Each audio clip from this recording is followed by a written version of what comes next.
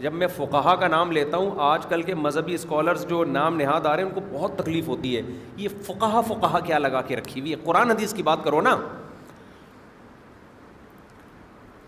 اس کا مطلب فقہا جو اس امت میں گزرے ہیں وہ تورات انجیل کی بات کرتے تھے، وہ قرآن حدیث کی بات نہیں کرتے تھے.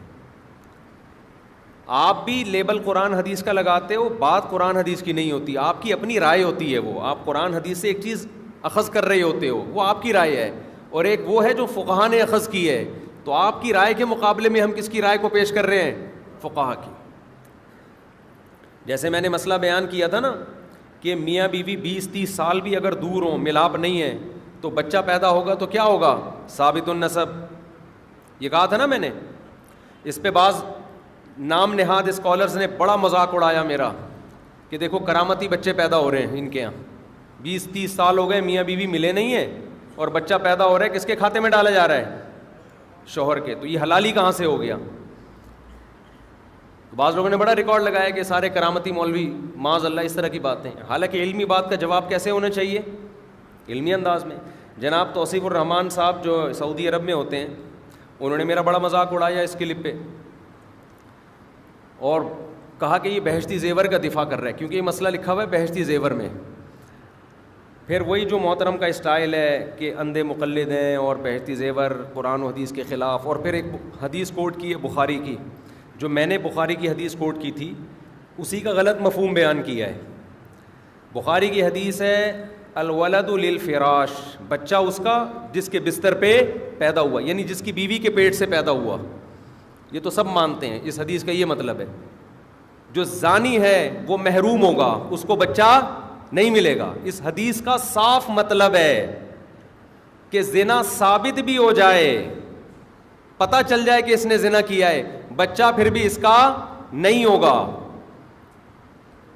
اس حدیث میں یہ کوئی تفصیل نہیں ہے کہ زنا ہوا ہے کہ نہیں ہوا. تو توصیف الرحمان صاحب نے میرے خلاف ایک پورا وہ کر دیا، اور نیچے جتنے لوگوں کے کمنٹس تھے وہ سارے میرے خلاف کہ ان کو تو فقہا یہ اس ٹائپ کا ان کا وہ تھا. تو توصیف الرحمان صاحب کی خدمت میں چند باتیں عرض کر دوں میں، اگر آپ اجازت دیں، تاکہ یہ بھی ایک نمٹا دیں نا ہم اس کو. جناب توصیف الرحمان صاحب، چونکہ آپ نے قرآن و حدیث کو اپنی کھوپڑی سے سمجھا ہے نا، اس لیے یہ باتیں آپ کے مینٹل لیول سے بولو اوپر کی. اگر آپ فقہ پڑھ لیتے نا، آپ سعودی عرب میں رہتے ہو نا، فقہ حنبلی پڑھ لیتے، کسی سعودی بڑے مفتی سے پوچھ لیتے، تو آپ کو میرے خلاف کلپ بنانے کی جرت نہیں ہوتی. سعودیہ کے شیخ بن باز نے اس سے کسی نے پوچھا کہ ایک عورت نے کہا کہ مجھ سے کسی نے زنا کیا ہے اور مجھے پتا ہے کہ یہ بچہ ولد الزنا ہے، تو انہوں نے کہا کہ آپ توبہ استغفار کرو، بچہ آپ کے شوہر کا کہلائے گا. عورت کو 100% یقین ہے کہ بچہ کس کا ہے؟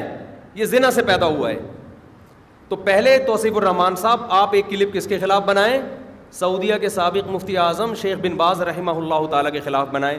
لیکن وہاں سعودیہ میں آپ کو، کیونکہ اپنا منجن جو آپ بیچ رہے ہیں نا، اپنے فقہ کا، اپنے مسلک کا، اس میں آپ کو علماء دیوبند سے کچھ تکلیف ہے. سمجھ رہے ہیں نا؟ لیبل تو آپ یہ لگاتے ہیں ہم قرآن و حدیث کی اشاعت کر رہے ہیں، لیکن اصل میں آپ کا مقصد ہے بر صغیر میں، کیونکہ علماء فقہ حنفی کو زیادہ فالو کیا جاتا ہے نا، تو یہاں آپ کا منجن اس طرح کی باتیں کیے بغیر بکے گا نہیں. جو اسٹائل آپ کا ہے نا وہ یہی ہے. تو سب سے پہلے کلپ کس کے خلاف بناؤ؟ بن باز کے خلاف. دوسرا کلپ آپ کو بنانا چاہیے فقہ حنبلی کے خلاف. مغنی ابن قدامہ فقہ حنبلی کی مشہور کتاب ہے. سعودی عرب کی عدالتوں کے قانون کا لا ہے فقہ حنبلی.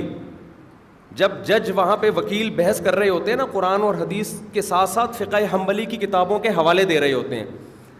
تو فقہ حنبلی میں لکھا ہوا ہے کہ 20 سال بھی میاں بیوی اگر دور رہے ہوگا تو کس کا ہوگا؟ شوہر کا ہوگا. تو میں توصیف الرحمان صاحب جو بہت حق پرست سمجھے جاتے ہیں، حق بیان کرنے کا کوئی موقع ہاتھ سے چھوڑتے نہیں ہیں، تو فقہ حنبلی کی جس کتاب میں یہ لکھا ہوا ہے نا، آپ کہتے ہیں تو میں انشاءاللہ اس کا نام اور صفحہ نمبر بھی آپ کو کیونکہ میں یہاں کتابیں لے کے تو نہیں بیٹھا نا. لیکن توصیف الرحمان صاحب کبھی بھی یہ دعویٰ نہیں کریں گے کہ بن باز کا یہ فتویٰ نہیں ہے اور فقہ حنبلی میں ایسا نہیں لکھا. کیوں؟ ان کو پتہ ہے کہ میں دکھا دوں گا اگلے، پھر اس میں آپ انکار کرو میں دکھا دوں گا یہ لکھا، یا آپ حوالہ مانگو تو بھی میں دکھا دوں گا. یہ میرا پکا وعدہ ہے.